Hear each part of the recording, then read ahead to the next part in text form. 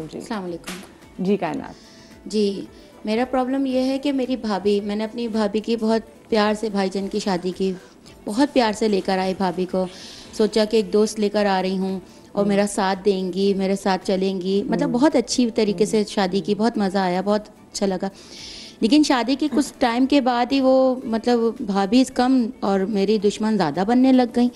वो मुझे हर वक्त टोन करने लगी कि तुम हमारे पर बोझ बनती जा रही हो, तुम जो है ना अपने लिए देखती क्यों नहीं हो कुछ, या तुम्हारी शादी क्यों नहीं हो रही है। हालांकि मैं अपनी भाभी को बिठा के खाना खिलाती हूँ, बिठा के काम करना, मतलब मैंने उनको प्रॉपर एक जैसे होता है ना घर की महारानी बनाने वाला काम वो करा हुआ, और मैं घर का सारा काम खुद करती हूँ।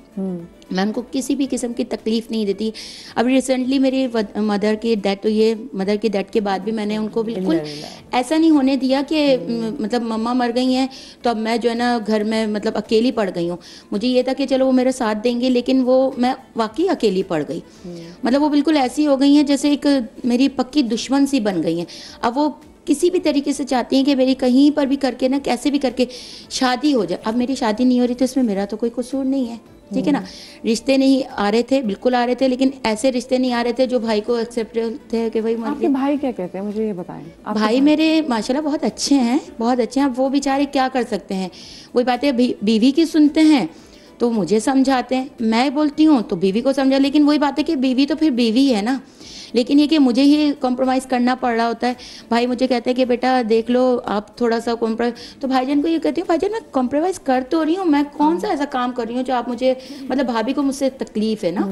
हालांकि आपने सोचा है कि वजह क्या है, कोई मतलब होता है ना इंसान एक जब आपकी और उसकी मतलब आपने भी सोच लिया कि भाभी ये कर रही है, मुझे तकलीफ दे रही है, मुझे ये कर रही है, मैं काम भी कर रही हूँ, ये भी कर रही हूँ, तो कभी आपने ये सोचा कि इसकी वजह क्या है? मेरी शादी नहीं, मेरे घर पर आपकी शादी नहीं, आपकी शादी नहीं हो रही। आप सिर्फ आप ही नंद है ना उस घर में। तो आप जितना जैसे बता रही हैं कि आपने पूरा घर संभाला हुआ है, तो जितने कंफर्ट्स आपने दिए हुए हैं अगर आप घर से चली जाएंगी तो वो कंफर्ट्स तो उनको नहीं मिलेंगे ना। डबल पॉलिसी खेल रही है ना वो मेरे साथ। मतलब एक घड़ी को मुझे बार बार टोन करती हैं कि तुम जो है ना इस काबिल नहीं हो, जब भी तुम्हारा रिश्ता नहीं आ रहा। दूसरी घड़ी को जो है ना रिश्ते अगर मंगवाती बोलती भी है ना रिश्ते वाली को या तो ऐसे ऐसे रिश्ते लेकर आती हैं जिससे मेरी शादी नहीं हो। मतलब भाई तो एक्सेप्ट नहीं करते ना, मतलब किसी ड्राइवर का लेकर आ रही हैं, शॉपकीपर का बोल रही हैं, मतलब इसकी भाभी से आप कांटेक्ट करें, बहुत अच्छा स्क्रिप्ट मिलेगा। अच्छा मैं नबीहा वैसे आपसे भी जानना चाहूंगी कि ये क्या है। एक तो हमारी ये सोच भी है कि वो हमारी नंदें जिनकी मतलब जिनकी माओं की डेथ हो जाती है, बाप भी सर पे नहीं होते, फिर ऑफ कोर्स फिर भाई ही आपके सर पे आपका आसमान है ना, वहां पे उसको बोझ समझना, कहीं पे उसको बोझ समझ के कहीं भी कोई भी रिश्ता है तो आपके भी इसको तो फारिग करो ना, चलता करो। और दूसरी जगह पर आप ये भी देख रहे होते कि नहीं भाई इसका तो बड़ा फायदा हो रहा है मेरे घर में, ये मेरे बच्चों को पाल रही है, मेरे को पाल रही है, मेरा किचन संभाल रही है, तो मुझे तो या अब मैं कहना नहीं चाहती लेकिन you getting what I am saying कि आपको तो यार मुझे तो अच्छी हेल्प मिली हुई है। हाँ हाँ सही बात। देखिए मदीहा, मसला ये है कि हमारी सोच जो है ना वो पॉजिटिव नहीं है। हमारे यहाँ तरबियत का फुकदान है। बेटियां पैदा कर ली जाती हैं, बेटियों को तरबियत दी जाती है, अपने घर में रहने से लेके रिश्तों को निभाने तक के रवैये तक की जो है वो प्रैक्टिस करवाई जाती है, तब जाके बेटियां ये समझती हैं कि किसके साथ क्या सलूक करना है। अब आप देखें बेटियां जब घर में हैं, जो नंदों की सूरत में है वो मेहमान है, जो भाभीयों की सूरत में है वो आपके घर में जो है वो एक ऐसा मुकाम रख लेती हैं कि वो आते ही ये कोशिश करती हैं कि हमारा जो है वो हैंड ओवर हो जाए, हमारे हर चीज़ हम सारे पर जो है वो काबिज़ हो जाएं, काम करें, और नंद का जो है वो बीच में कोई अमल दखल ना हो। आप ऐसा नहीं कर सकते। अगर घर में कोई बड़ी नंद है तो उसका इंटरफेरेंस लाजमी होगा, आप उसके साथ उसको उसके मुताबिक चलाएं। बेसिकली ना ये मर्द पे डिपेंड करता है घर चलाना। उसने अपनी बीवी को, अपने रिश्तों को जो है वो कंट्रोल करके रखना होता है। एक बेहतरीन ससुराल जो होता है ना, जहाँ पे बहुओं की कदर की जाती है, जहाँ पे बहुओं को जो है वो इम्पोर्टेंस दी जाती है, ये वो घराने होते हैं जहाँ पर लोग ये समझते हैं कि एक औरत अपना घर छोड़कर आई है। अच्छा, भाभीयों का प्रॉब्लम ये होता है कि जब वो किसी के घर में ज़ाहिर है अपने ससुराल में आती हैं, बेटियों का वही मैं कहती हूँ कि अपना कोई घर नहीं है, माँ बाप के घर में हो तो कहते हैं ससुराल में जाके करना, ससुराल में जाके जो है वो कुछ करना चाहें तो वो कहते हैं ये अपने माँ बाप के घर से करके आना था तुमने ये सब कुछ। तो ये जो सिचुएशन है ना, हमें अपने रवैये बदलने होंगे, हमें अपनी सोच बदलनी होगी, हमें दोस्त बनना होगा।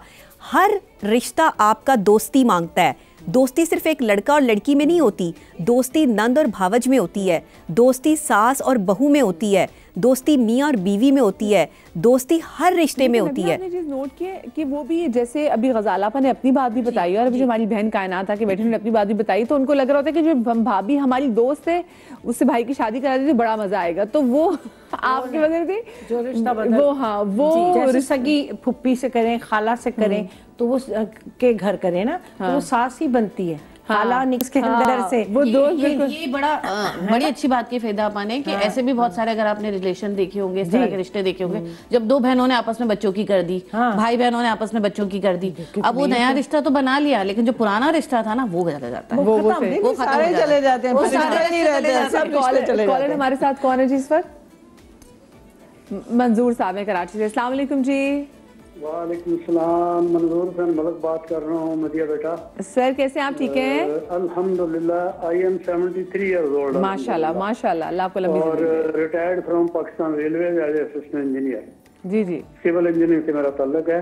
तो मेरी मिसेज भी अदर फैमिली से है और मेरे 4 बेटे हैं माशाल्लाह, एक बेटी है। चारों बेटियां जो मैंने लेके आए वो भी अदर फैमिली से हैं और मेरी बेटी भी अदर फैमिली में है। तो मैं तो दुआ करता हूँ अल्लाह ताला से कि जिस तरह से मेरा घर है अल्लाह ताला हर किसी को दे, आमीन। क्योंकि 4 बेटे एक ही छत के नीचे हम रहते हैं।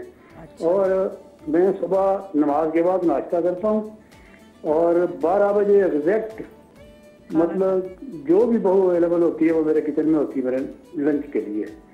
और जस्ट आफ्टर मगरिब मैं खाना खाता हूँ।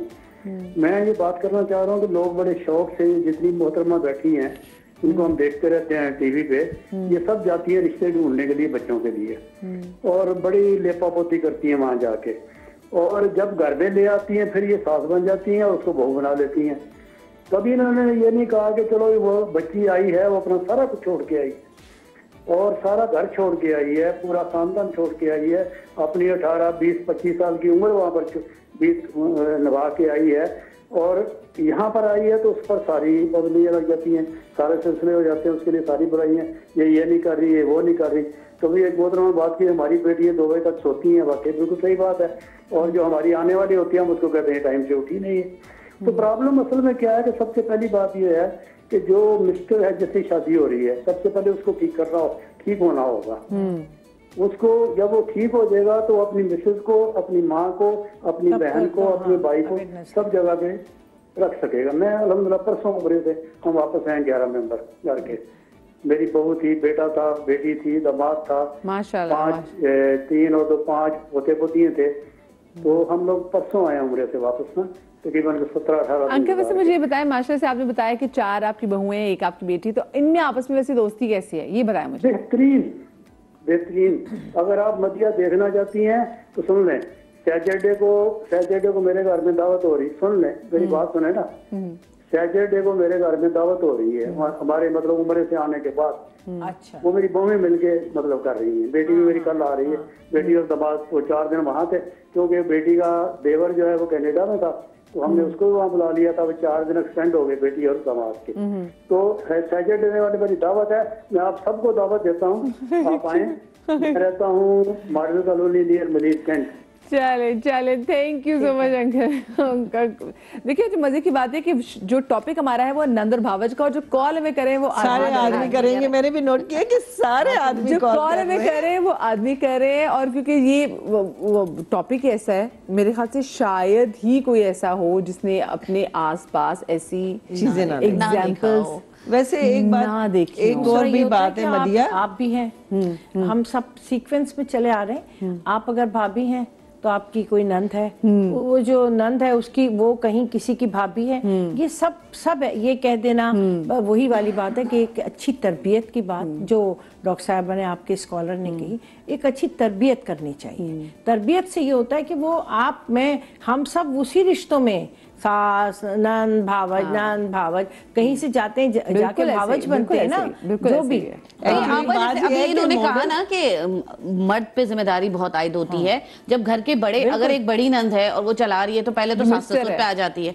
अगर वहां से नहीं आ रही ना, तो जिसके नाम पे बन के वो औरत उस घर में आई है वो सबसे बड़ा जिम्मेदार है। तो ये इस ड्रामे में भी हमने यही दिखाया कि वो पिस रहा है, वहां से आपा बोल रही है, वहां से उसकी जो बीवी आई वो आउटस्पोकन है, वो सियाह सफेद में जी रही है कि आप बाजी ये गलत कर रही है, ये गलत हो रहा है, वो उसको चुप करवा रहा है और वो देख रहा है कि गलत हो रहा है, पर एक लिमिट है, एक लिमिट होती है और उसके बाद उस मर्द का काम शुरू हो जाता है। और उसमें भी मैंने दिखाया है कि आप नहीं देख सकते कि आपकी बीवी का साथ होते जा रहा है, होता जा रहा है, फिर इज्जत खत्म हो जाएगी। उसका दोस्त उसको समझा रहा है उस ड्रामे में भी कि देखो आजकल की लड़कियां बड़ी प्रैक्टिकल होती हैं, वो ये देख रहे कौन स्टैंड ले रहा है, कौन बात कर रहा है। ऐसा ना हो कि इस सारे चक्कर में तुम्हारी इज्जत खत्म हो जाए, तुम आपा की इज्जत कर रहे हो लेकिन एज अ शोहर वो तुम्हारी इज्जत नहीं करेगी। तो वहां पे उस मर्द का काम है कि यार अब यहाँ पे ज्यादती हो रही है। अगर माँ बाप नहीं कर रहे, पहले तो माँ बाप को करने दें, माँ बाप नहीं कर रहे, then I have to take stand for my wife.